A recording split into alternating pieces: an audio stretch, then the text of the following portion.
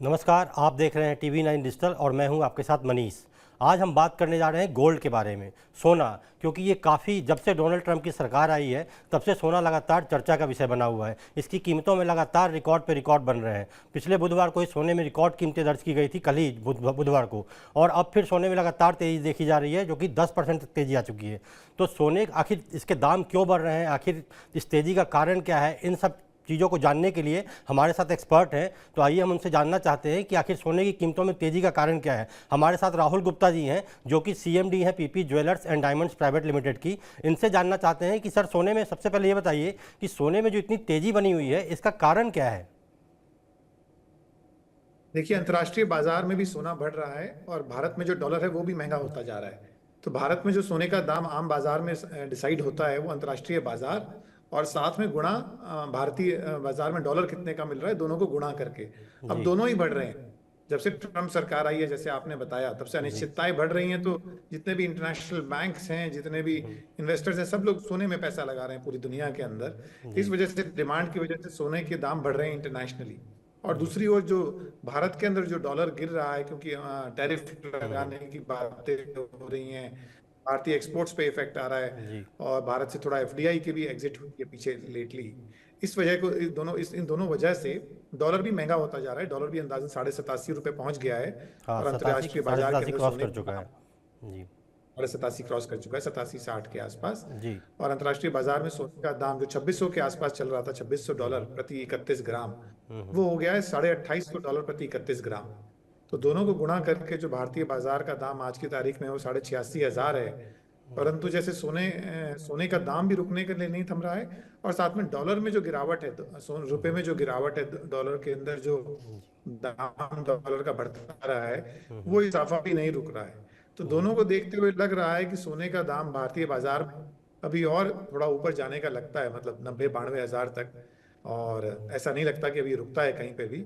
तो ये सब चीज देखते हुए यही लगता है कि भारतीय सभ्यता के अंदर जो लोगों ने सोने में पैसा लगाया हुआ था, उनको उसका अच्छा रिटर्न मिल रहा है। और बात एकदम सही है, भारत जो सोने की चिट्ठा है, इसी वजह से लोग अंतर्राष्ट्रीय अनिश्चितताओं से सेफ रहते हैं। आम आदमी के पास में भी जो सेविंग्स हैं, डिपॉजिट्स हैं, वो सोने के फॉर्म के अंदर रहते हैं। जी भारत सरकार की स्कीम्स हैं दो, एक है गोल्ड मोनेटाइजेशन स्कीम और गोल्ड डिपॉजिट स्कीम। तो वो आज भी चालू है। उसके अंदर भारत में आप सोना बैंकों के पास जमा करा सकते हैं एज इट इज, और वो आपको ब्याज देते हैं। तो मेरा आज की तारीख में मानना है सबसे अच्छा निवेश इसी फॉर्म में है कि सोना लेकर, और अगर आपके पास पुराना सोना है तो उसको मेल्ट वेल्ट कराकर, प्रॉपर सर्टिफाई कराकर और बैंक में जमा कराएं। आपको ब्याज भी आता है और सोने की बढ़त भी आपके घर में आती है, दोनों चीज़ों राहुल का जी, जैसा इजाफा होता आपने है। निवेश की बात की, सोने में निवेश, तो चूंकि मैं मार्केट कवर करता हूं, तो मैंने देखा कि सोने का जो रिटर्न है, मतलब सेंसेक्स हो या निफ्टी हो या सिल्वर हो, इन तीनों से ब्रेक कर दिया सोने के रिटर्न ने पिछले कुछ दिनों में। केवल इस साल की बात करें तो अभी 36-37 दिन में सोना 7200 रुपये महंगा हो चुका है, जो कि मतलब किसी ने सोचा नहीं था कि केवल 36 या 37 दिन में सोने में 7200 रुपये की छलांग लगा देगा। तो इसमें आपने जैसा कहा कि निवेश का बिल्कुल सही माध्यम है। तो निवेश के लिहाज से भी, और चूंकि भारत में ये देखा गया है कि भारत सोने के लिए परंपरागत निवेश है, मतलब आज से नहीं, हमारे दादा परदादाओं के ज़माने से, पुरखों के ज़माने से सोने में निवेश होता रहा है। तो क्या ये सही समय है सोना पिक करने का, क्योंकि रेट ऑलरेडी इतना हाई है। इस पे आपका क्या कहना है। देखिए, बहुत ज्यादा दाम तो सही बात है, ऑल टाइम हाई पे है। 86,500 सोने का जी दाम भारत में कभी नहीं हुआ, सबसे ज्यादा तेज भाव है।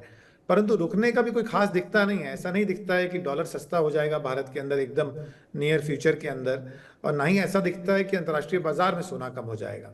अदरवाइज आमतौर पर अगर इतना तेज भाव देखा जाए तो कोई भी रिकमेंड नहीं करेगा कि आप सोना खरीदें इसके बाद। परंतु समय ऐसा है, सिचुएशन ऐसी है कि अभी भी कहीं थमता नहीं दिखता है। तो आज भी स्मॉलर क्वांटिटीज के अंदर अगर आप खरीदते हैं, चाहे आप ज्वेलरी के फॉर्म में खरीदते हैं, चाहे आप बुलियन के फॉर्म में खरीदते हैं, अभी भी अपॉर्चुनिटी रिटर्न की है। और नीचे जो मंदी है वो भी कोई बहुत ज्यादा ऐसी मंदी नहीं दिखती। मुझे लगता है करेक्शन भी 86.5 से आएगी तो हद से हद 82-83 की करेक्शन आएगी। वो भी अंतर्राष्ट्रीय दाम कम होंगे उसकी वजह से ही आएगी। भारतीय डॉलर के दाम घटने का तो अभी कुछ भी ऐसा खास दिख नहीं रहा है। सर, तो यहाँ इस पे वजह मेरा एक से ऐसा सवाल मान। है कि जैसे बताया जा रहा था कि सेंसेक्स जैसे बहुत तेज़ी से भाग रहा था, तो लोग कह रहे थे कि सेंसेक्स 1 लाख का आंकड़ा बहुत जल्दी टच करने वाला है। मतलब जिस चुनावों के बाद ऐसा लगने लगेगा था, जून जुलाई की बात करें तो। उसी तरह से अब सोने में जो बेतहाशा तेज़ी देखी जा रही है, खास करके इस साल की बात करें तो इतनी ज़्यादा तेज़ी किसी भी चीज़ किसी फॉर्म में नहीं है, खासकर ट्रंप आने के बाद। तो क्या आपको लगता है कि सोना शेयर बाजार से पहले लाख टकिया बन सकता है? देखिए, सोना और सेंसेक्स में काफी फर्क है। सेंसेक्स केवल भारतीय इकोनॉमी को दर्शा रहा है, और सोना तो देखिए हर देश, हर सेंट्रल बैंक, हर हेज फंड, हर पेंशन फंड, सबके पैसे उसमें लगे हुए हैं। तो पूरी दुनिया का जो इफेक्ट है वो सोने में दिखता है। और जो भारतीय सेंसेक्स है उसके अंदर इफेक्ट सिर्फ भारत की इकोनॉमी का दिखता है, भारत में विदेश की इन्वेस्टमेंट का दिखता है, और इंटरनेशनल फैक्टर्स का इफेक्ट नहीं आता। तो उस बात को देखते हुए लगता है कि सेंसेक्स में तो भी करेक्शन है, और वापस मुझे लगता है मार्केट्स वापस इंप्रूव करेंगी। सरकार ने काफी नीतियां बदली हैं इस साल बजट के अंदर।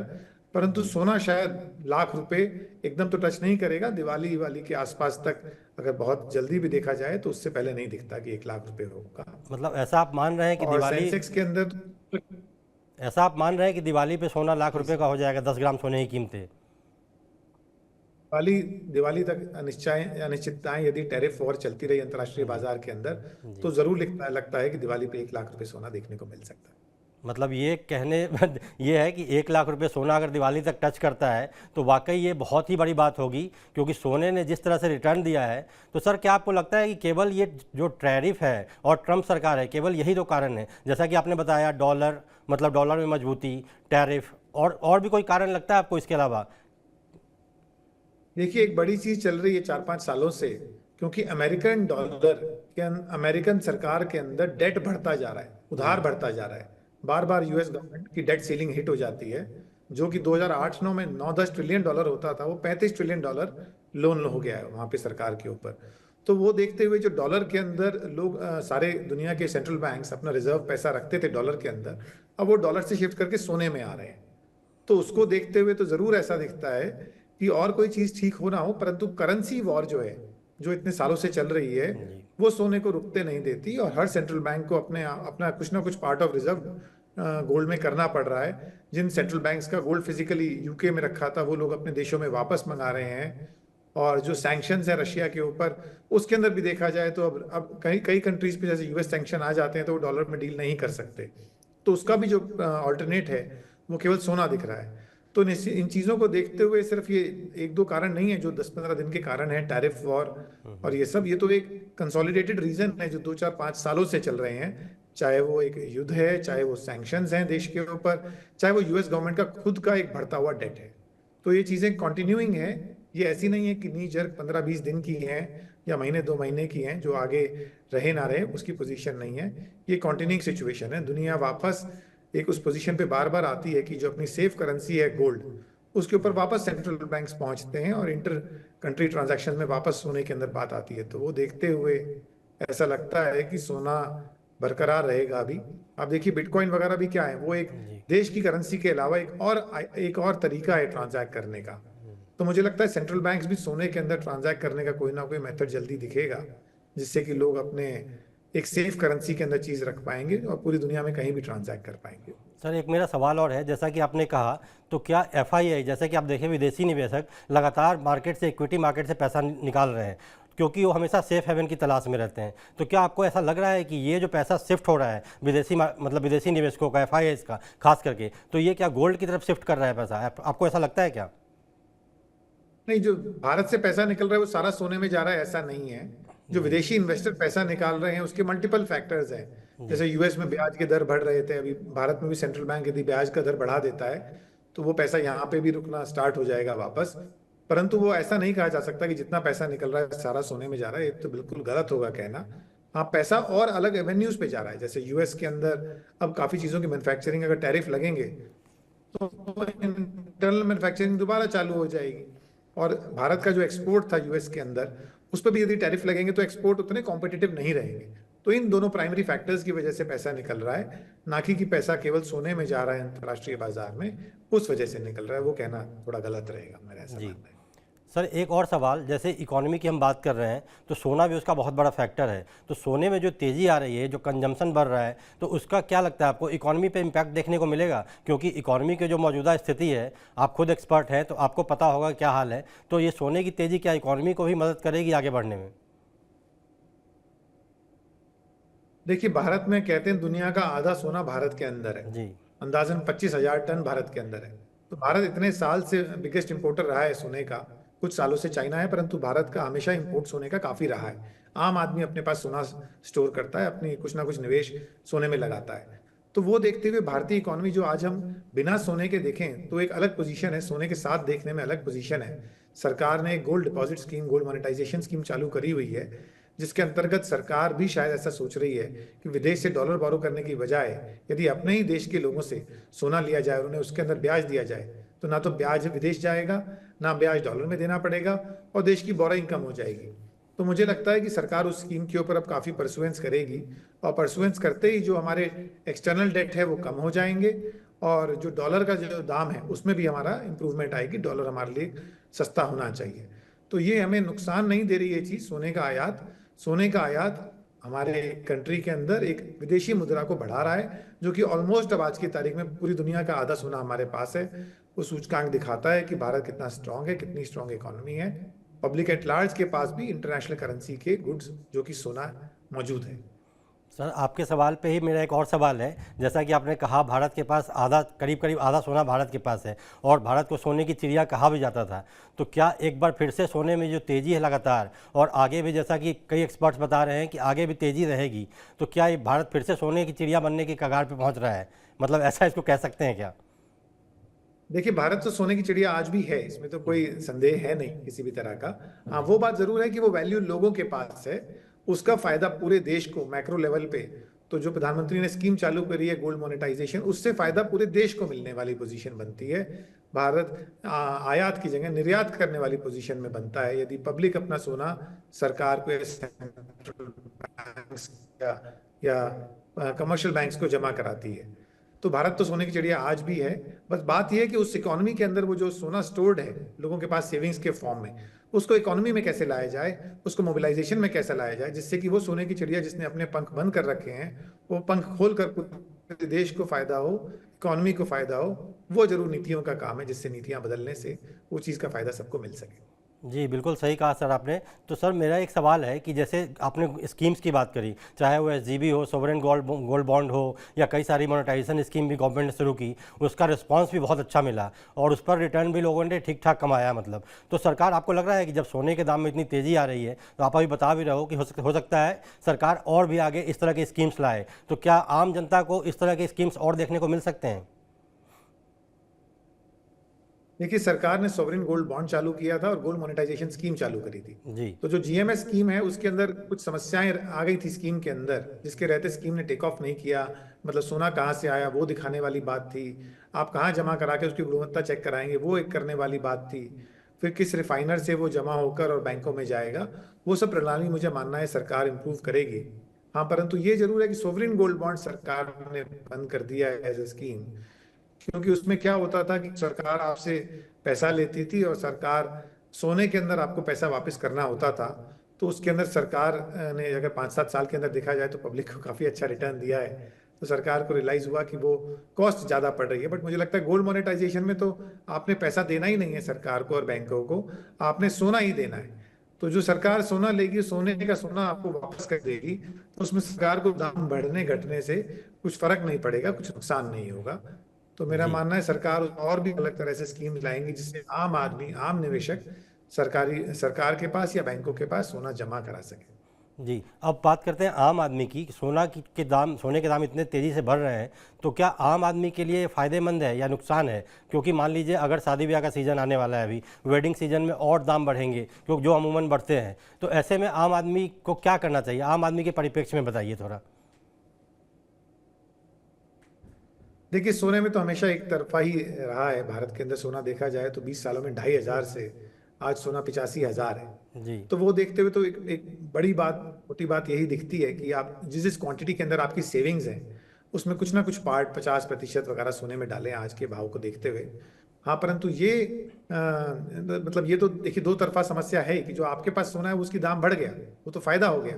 परंतु यदि आप शादी का सीजन है कुछ भी और आपको और ज्यादा सोना खरीदना है, तो उसके अंदर आपको पैसा जो है काफी ज्यादा देना पड़ता है। मतलब यदि सोच के चलिए 10 ग्राम की कोई चेन खरीद रहा था आज से 10-15 साल पहले, तो उसका महज खर्चा जो था वो 8,000-10,000 रुपए था। आज वो चीज 80,000 70,000 मतलब लाख रुपए पहुंचने वाली हालत के अंदर है। तो वो तो बात ठीक है, जो भारतीय सभ्यता के अंदर लोग सोने के अंदर इतनी वैल्यू रखते हैं और आपस में शादी के दौरान सोना स्त्री धन के फॉर्म में दिया जाता है एक स्त्री को कि वो अपनी लाइफ में सेविंग रखे, उसकी कॉस्ट काफी बढ़ गई है। बट ओवर द पीरियड उसका रिटर्न भी आता है और वो चीज कभी भी कैश होने वाली है। तो वो खर्चा नहीं होता, आपका निवेश ही होता है। तो उसको उस पिंच ऑफ सॉल्ट के साथ खरीदा जाए कि ये मेरी वैल्यू स्टोर्ड है, ना कि उसे खर्चे की तरह देखा जाए, क्योंकि आपको हर एक आदमी को पहले उसका फायदा मिला है। तो उसके अंदर नेगेटिविटी उससे ज्यादा है नहीं इस बात में। जी सही कहा सर आपने। सर एक सवाल मेरा ये है, जो वर्ल्ड गोल्ड काउंसिल है उसकी जो रिपोर्ट आई थी अभी कुछ दिन पहले, तो उसमें कहा गया था डिमांड काफ़ी बढ़ी है। तो क्या डिमांड बढ़ना भी एक फैक्टर है क्या? मुझे लगता है कि डिमांड जब किसी चीज़ की बढ़ती है तो उसके रेट अपने आप भागते हैं।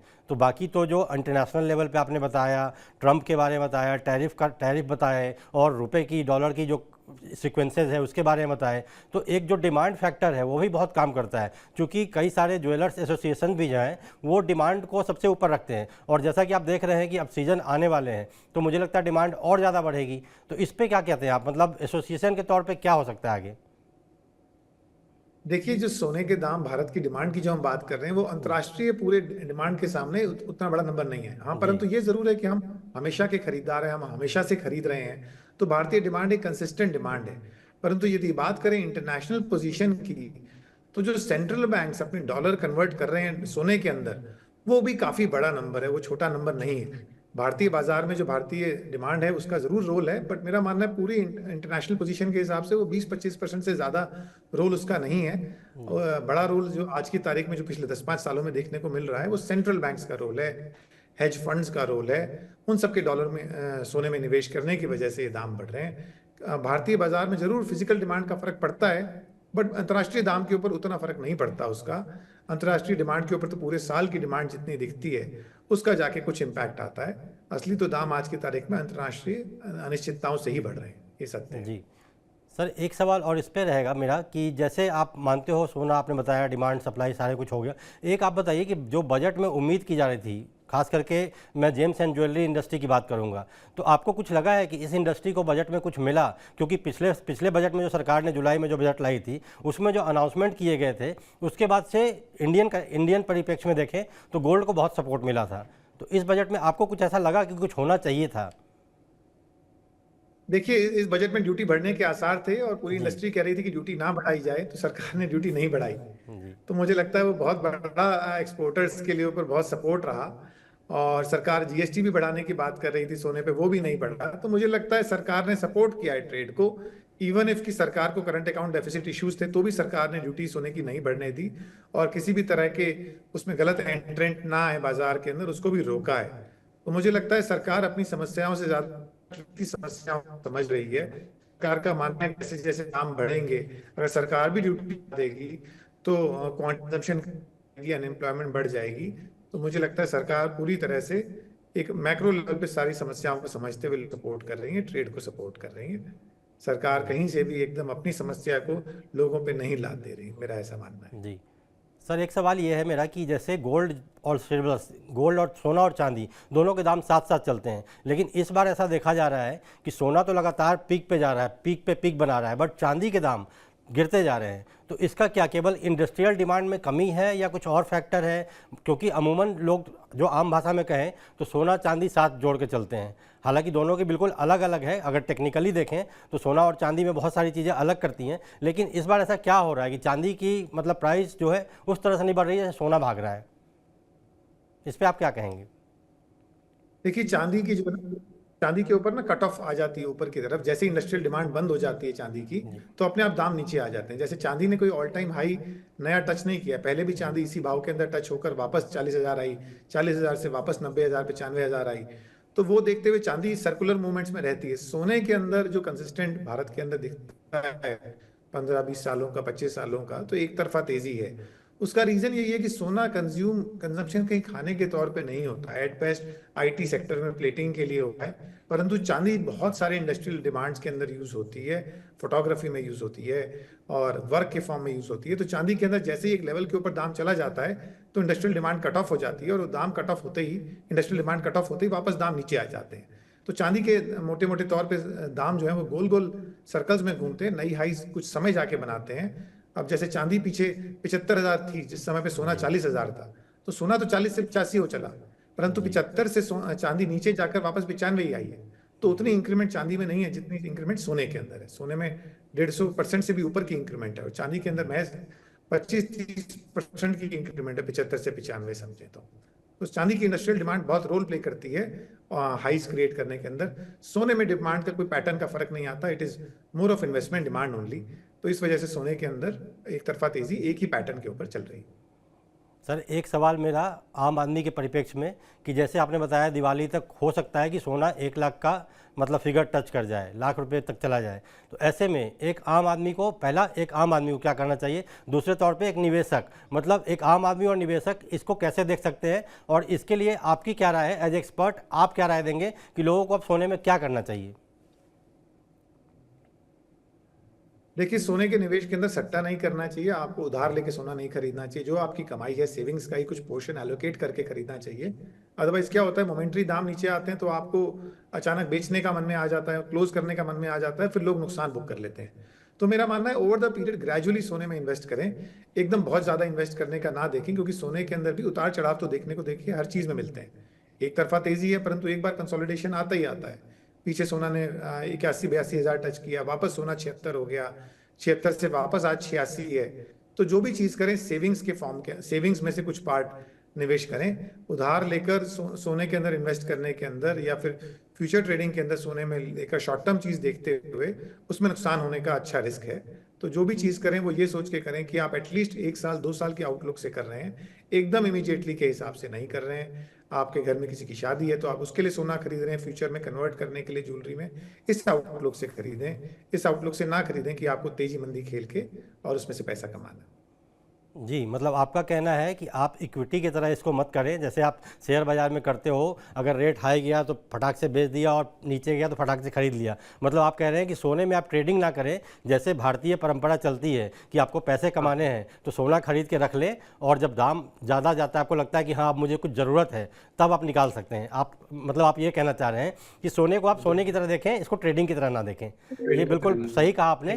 सर एक मेरा लास्ट सवाल होगा कि आखिर जी मेरा लास्ट सवाल सर ये है कि सोने का जो है मतलब टैरिफ वॉर, आपको क्या लगता है कि टैरिफ वॉर आगे और बढ़ेगा? क्योंकि टैरिफ वॉर जितना बढ़ेगा उतना सोने में तेज़ी आएगी। तो आपको इंटरनेशनल लेवल पे टैरिफ वॉर और ट्रंप, इन 2 फैक्टर्स पे क्या लगता है, क्योंकि इस पे सोने की चाल बहुत ज़्यादा टिकी हुई है? देखिए, टैरिफ वॉर जैसे ट्रम्प साहब ने राष्ट्रपति का पद संभाला तो उसके बाद उन्हें ये रियलाइज हो रहा है कि सब कुछ विदेश से आ रहा है, जो आम कंजम्पशन की चीज़ें आ रही हैं। तो उनका मानना है कि उनके देश में अनएम्प्लॉयमेंट है, तो उसको सेट ऑफ करने के लिए मैन्युफैक्चरिंग चालू करना चाहते हैं। तो ये समस्या जिसको हम समस्या मान रहे हैं, देखिए ये कुछ समय तो ये रहेगी। जैसे हम मेक इन इंडिया की बात कर रहे हैं, तो मुझे लगता है प्रधानमंत्री को देखते हुए वो भी मेक इन यूएसए वाली बात कर रहे हैं। तो कुछ ना कुछ कंसोलिडेशन तो जरूर रहेगा डिमांड का, कुछ ना कुछ चीजें ऐसी होंगी जो आयात करने की बजाय अमेरिका अपने देश में मैन्युफैक्चर करना चाहेगा और मैन्युफैक्चर होंगी। तो हमें फ्यूचर के अंदर जो इनोवेशन है उस पर जोर बढ़ाना पड़ेगा कि हम नई चीज़ें बनाएं और वैल्यू एडिड प्रोडक्ट्स बनाएं जो कि हमारे दम के ऊपर बिक सकें, जिसके लिए हम सिर्फ टैरिफ पे डिपेंडेंट ना रहें कि ये देश में ड्यूटी कम है तो इसलिए हम बेच पाएं। हमारे प्रोडक्ट में दम होगा तो अपने आप बिकेगा। आप सोचिए, आज हम भारत में अमेरिका से इतने आईफोन इंपोर्ट कर रहे हैं, तो वैल्यू एडिड प्रोडक्ट होता है तो मार्केट अपने आप क्रिएट होती है। परंतु मुझे लगता है कुछ समय तो अनिश्चितताएं रहेंगी, एकदम कोई साल 6 महीने में खत्म होने वाली बात मतलब अभी ये कहा जा सकता है कि सोने के अच्छे दिन अभी और आने वाले हैं, ऐसा मतलब कह सकते हैं कि सोने के अच्छे दिन जारी हैं और आगे भी अच्छे दिन आने वाले हैं। तो सर उम्मीद है कि दर्शकों को बहुत सारे सवालों का जवाब मिला होगा, और आपने बहुत अच्छे तरीके से समझाया कि सोने में ट्रेडिंग के लिहाज से ना आए, सोना का जो नेचर है वही रहने दें, उसी हिसाब से खरीदे बेचें, और मतलब ऐसा ना करें कि इसको ट्रेडिंग समझ के करें कि बहुत ऊपर जा रहा है तो खरीद लूँ बेच दूँ। तो उम्मीद है दर्शकों को बहुत कुछ समझ में आया होगा। और आगे देखते हैं, जैसा सर ने बताया कि सोना दिवाली तक लाख रुपए जाने वाला है, तो ये भी अपने आप में एक रिकॉर्ड ब्रेक होगा, क्योंकि सोना हर रोज़ नए रिकॉर्ड बना रहा है। तो इसी के लिए मुझे लगता है कि दर्शकों को बहुत सारे सवालों का जवाब मिला होगा। बाकी ऐसे ही चीज़ों को देखने के लिए आप देखते रहिए TV9 डिजिटल। बहुत बहुत धन्यवाद सर आपका।